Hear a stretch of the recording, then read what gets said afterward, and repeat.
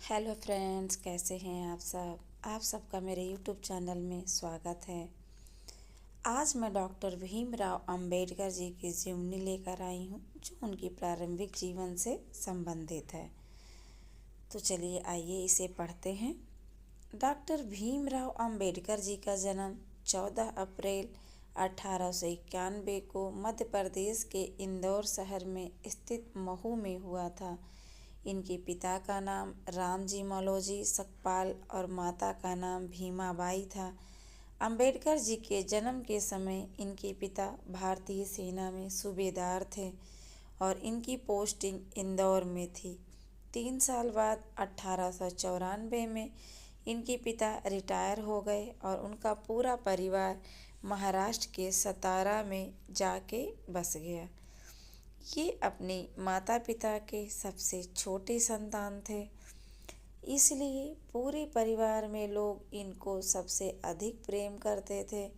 भीमराव अंबेडकर महार जाति यानी एक दलित परिवार में संबंध रखते थे, जिसकी वजह से उनके साथ सामाजिक और आर्थिक रूप से गहरा भेदभाव किया जाता था। भीमराव के दादाजी मालोजी सेना में हवलदार के पद तक पहुँचे थे। भीमराव के परिवार में लड़के लड़कियों के लिए दिन में कक्षाएं चलती थी। उम्रदराज लोगों के लिए रात्रि में कक्षाएं चलती थी। इसी विद्यालय में रामजी सूबेदार का प्रधानाचार्य के पद पर नियुक्ति हुई और मुबड़ मुबड़कर ने अपनी पुत्री भीमाबाई का विवाह राम जी के साथ करवा दिया। भीमाबाई एक उच्च घराने से ताल्लुकात रखती थी।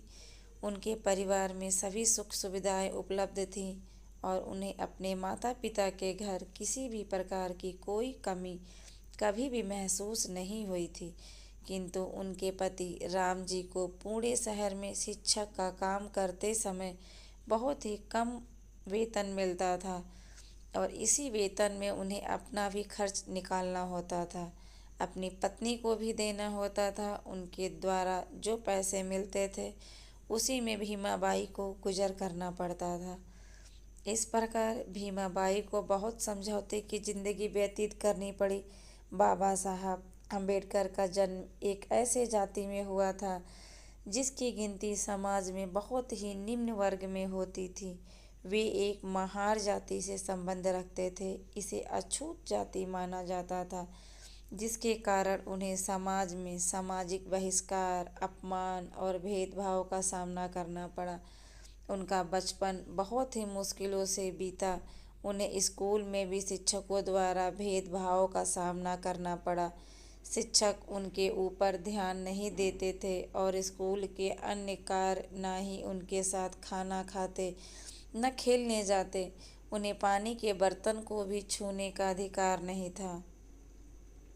ऐसा कहा जाता है कि स्कूल का चपरासी उन्हें पानी पिलाता था और जिस दिन चपरासी नहीं आता था तो वह पानी पीने से वंचित रह जाते थे। बाबा साहब के पिता भारतीय सेना में सूबेदार थे।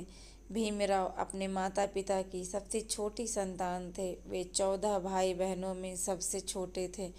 उनके पिता का 1894 में सतारा स्थानांतरण हो गया, जिनसे उनका पूरा परिवार सतारा में रहने लगा और कुछ समय बाद 1896 में उनकी माता का निधन हो गया, जिससे उनका पालन पोषण उनकी बुआ ने किया। इस दौरान उनको बहुत सी आर्थिक समस्याओं का सामना करना पड़ा।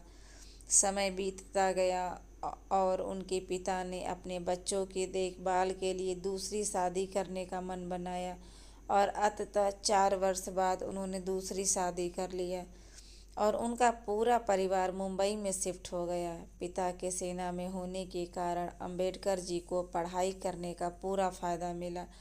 बाबा साहब जी का पूरा ध्यान मुख्य रूपों से दलितों और अन्य नीची जातियों के सामाजिक और राजनीतिक अधिकारों को प्राप्त करने में था। भारत की आज़ादी के बाद वे प्रमुख रूप से अछूतों और दलितों के नायक के रूप में उभरे। एक दलित बौद्ध आंदोलन भारत में बाबा साहब के नेतृत्व में दलितों के हित में किया गया एक आंदोलन था।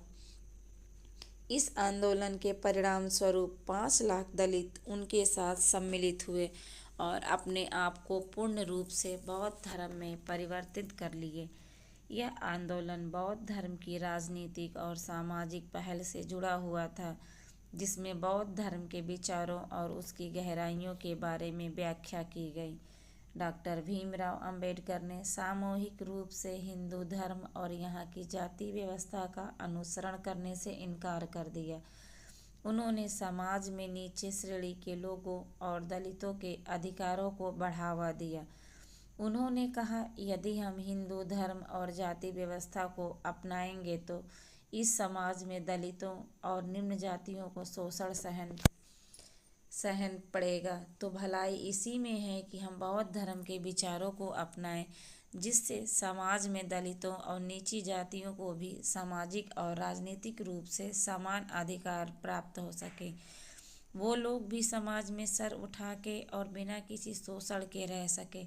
समाज में बौद्ध धर्म बारे में कई लेख और किताबें प्रकाशित होने के कारण लोगों को बौद्ध धर्म के विचारों के बारे में अच्छे से ज्ञान हो गया था और लोग अच्छे तरीके से जान गए थे, यदि हमें अपने सामाजिक और राजनीतिक जीवन में सुधार लाना है और हम लोगों को समाज में गर्व से जीना है, तो इसका एकमात्र साधन है हम लोग बौद्ध धर्म को अपना लें। बौद्ध धर्म को अपनाने के पश्चात दलितों में एक नई ऊर्जा का संचार हुआ और उन्हें समाज में खुद को परिभाषित करने और अपनी पहचान बनाने की शक्ति प्राप्त हुई। अंबेडकर जी का यह धर्म परिवर्तन कोई क्रोध में लिया गया फैसला नहीं था। यह समाज में दलितों और नीची जातियों के हित में लिया गया एक महत्वपूर्ण और हितकारी फैसला था और हिंदू धर्म का पूर्ण रूप से बहिष्कार किया गया था और निचले दर्जे पर होने वाले अत्याचारों और प्रभुत्व को चिन्हित करना था। बाबा साहब के अनुसार बौद्ध धर्म को अपनाकर मनुष्य अपने आप को आंतरिक रूप से सुधार करके अपने जीवन को सही कार्यों में लगा सकता है। उनका दृढ़ विश्वास इस बात पर आधारित था कि ये धार्मिक परिवर्तन देश के शोषित और निचले वर्ग के राजनैतिक और सामाजिक जीवन में सुधार लाने में सफल रहा है।